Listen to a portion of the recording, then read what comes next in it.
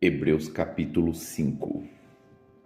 Todo sumo sacerdote é um homem escolhido para representar outras pessoas nas coisas referentes a Deus. Ele apresenta ofertas e sacrifícios pelos pecados e é capaz de tratar com bondade os ignorantes e os que se desviam, pois está sujeito às mesmas fraquezas. É por isso que precisa oferecer sacrifícios pelos próprios pecados, bem como pelos pecados do povo. Ninguém assume essa posição de honra por si só. Ele deve ser chamado por Deus, como aconteceu com Arão.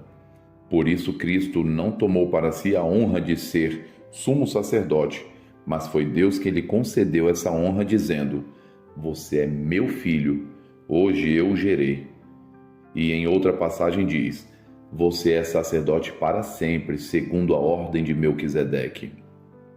Enquanto Jesus esteve na terra, ofereceu orações e súplicas em alta voz e com lágrimas àquele que podia salvá-lo da morte, e suas orações foram ouvidas por causa da sua profunda devoção. Embora fosse filho, aprendeu a obediência por meio de seu sofrimento. Com isso, foi capacitado para ser o sumo sacerdote perfeito e tornou-se a fonte de salvação eterna para todos que lhe obedecem. E Deus o designou sumo sacerdote segundo a ordem de Melquisedeque. Há muito mais que gostaríamos de dizer a esse respeito, mas são coisas difíceis de explicar, sobretudo porque vocês se tornaram displicentes acerca do que ouvem. A essa altura já deveriam ensinar outras pessoas, e no entanto precisam que alguém lhes ensine novamente os conceitos mais básicos da palavra de Deus. Ainda precisam de leite e não podem ingerir alimento sólido. Quem se alimenta de leite ainda é criança e não sabe o que é justo. O alimento sólido é para os adultos que, pela prática constante, são capazes de distinguir entre certo e errado. Hebreus capítulo 6.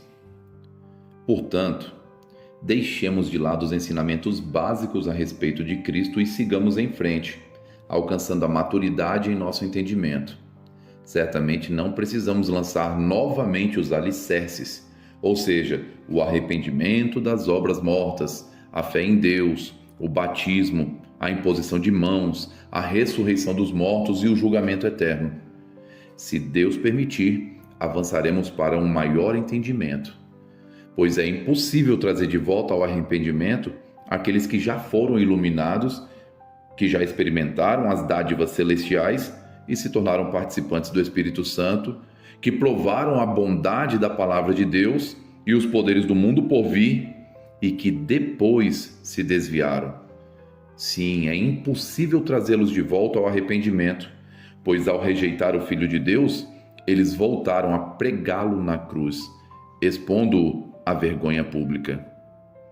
Quando a terra absorve a chuva que cai e produz uma boa colheita para o lavrador, recebe a bênção de Deus. Mas se a terra produz espinhos e ervas daninhas, para nada serve, sendo logo amaldiçoada e por fim queimada. Amados, embora estejamos falando dessa forma, na realidade não cremos que se aplique a vocês. Temos certeza de que estão destinados às coisas melhores que pertencem à salvação, pois Deus não é injusto. Não se esquecerá de como trabalharam arduamente para Ele e lhe demonstraram seu amor ao cuidar do povo santo, como ainda fazem. Nosso desejo é que vocês continuem a mostrar essa mesma dedicação até o fim, para que tenham plena certeza de sua esperança. Assim, não se tornarão displicentes, mas seguirão o exemplo daqueles que, por causa da sua fé e perseverança, herdarão as promessas. Considerem a promessa de Deus a Abraão. Uma vez que não havia ninguém superior por quem jurar, Deus jurou por si mesmo. Disse ele: "Certamente o abençoarei e multiplicarei grandemente seus descendentes." Então Abraão esperou com paciência e recebeu o que lhe fora prometido. Quando a pessoa faz um juramento, invoca alguém maior que ela, e sem dúvida o juramento implica uma obrigação. Deus também se comprometeu por meio de um juramento para que os herdeiros da promessa tivessem plena convicção de que ele jamais mudaria de ideia. A promessa e o juramento não podem ser mudados, pois é impossível que Deus minta. Portanto, nós que nele nos refugiamos, estamos firmemente seguros ao nos apegarmos à esperança posta diante de nós. Essa esperança é uma âncora firme e confiável para nossa alma. Ela nos conduz até o outro lado da cortina, para o santuário interior. Jesus já entrou ali por nós. Ele se tornou nosso eterno sumo sacerdote, segundo a ordem de Melquisedeque. Hebreus capítulo 7. Esse Melquisedeque era rei de Salém e também sacerdote do Deus Altíssimo. Quando Abraão regressava para casa, depois de derrotar os reis, Melquisedeque foi ao seu encontro e o abençoou. Então Abraão separou a 10ª parte de tudo e a entregou a Melquisedeque, cujo nome significa Rei da Justiça, enquanto Rei de Salém quer dizer Rei da Paz. Não há registro de seu pai, nem de sua mãe, nem de nenhum de seus antepassados, nem do começo, nem do fim de sua vida. Semelhantemente ao Filho de Deus, ele permanece sacerdote para sempre. Considerem, portanto, a importância de Melquisedeque. Até mesmo Abraão, o patriarca, a reconheceu ao entregar a ele 1/10 do que havia conquistado na batalha.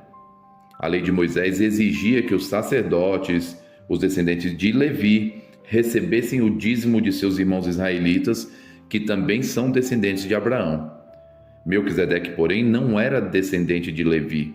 Recebeu o dízimo e em seguida abençoou Abraão, que já havia recebido as promessas. Sem dúvida, quem tem poder para abençoar é superior a quem é abençoado. Os sacerdotes que recebem os dízimos são homens mortais. A respeito de Melquisedeque, no entanto, é dito que ele continua vivo. Além disso, pode-se dizer que os levitas que recebem o dízimo também o entregaram por meio de Abraão. Embora Levi ainda não tivesse nascido, a semente da qual ele veio já estava no corpo de Abraão, seu antepassado, quando Melquisedeque se encontrou com ele. Portanto, se o sacerdócio de Levi, sob o qual o povo recebeu a lei, pudesse ter alcançado a perfeição, por que seria necessário estabelecer outro sacerdócio, com um sacerdote segundo a ordem de Melquisedeque, em vez da ordem de Arão? E se o sacerdócio muda, também é preciso que a lei mude, pois o sacerdote ao qual estamos nos referindo pertence a outra tribo, cujos membros nunca serviram no altar como sacerdotes. De fato, como todos sabem, nosso Senhor veio da tribo de Judá, e Moisés nunca mencionou que dessa tribo viriam sacerdotes. Essa mudança se torna ainda mais clara com o surgimento de outro sacerdote semelhante a Melquisedeque, o qual se tornou sacerdote não por cumprir leis e exigências humanas, mas pelo poder de uma vida indestrutível. Pois a respeito dele foi dito: você é sacerdote para sempre, segundo a ordem de Melquisedeque. Desse modo, o antigo requisito, por ser fraco e inútil, foi cancelado, pois a lei nunca tornou perfeita uma coisa. Agora, porém, temos certeza de uma esperança superior pela qual nos aproximamos de Deus. Esse novo sistema foi instituído com um juramento solene. Os outros se tornaram sacerdotes sem esse juramento, mas a respeito dele houve um juramento, pois Deus lhe disse: o Senhor jurou e não voltará atrás. Você é sacerdote para sempre. Por causa desse juramento, Jesus é aquele que garante uma aliança superior. Além disso, havia muitos sacerdotes, pois a morte os impedia de continuar a desempenhar suas funções. Mas visto que ele vive para sempre, seu sacerdócio é permanente. Portanto, ele é capaz de salvar de uma vez por todas aqueles que se aproximam de Deus por meio dele. Ele vive sempre para interceder em favor de vocês. É de um sumo sacerdote como ele que necessitamos, pois é santo, irrepreensível, sem nenhuma mancha de pecado, separado dos pecadores e colocado no lugar de mais alta honra no céu. Ele não precisa oferecer sacrifícios diariamente, ao contrário dos outros sumos sacerdotes, que os ofereciam primeiro por seus próprios pecados e depois pelos pecados do povo. Ele, porém, o fez de uma vez por todas quando ofereceu a si mesmo como sacrifício. A lei nomeava sacerdotes limitados pela fraqueza humana, mas depois da lei, Deus nomeou com juramento seu Filho, que se tornou o sumo sacerdote perfeito para sempre. Curta, comente e compartilhe.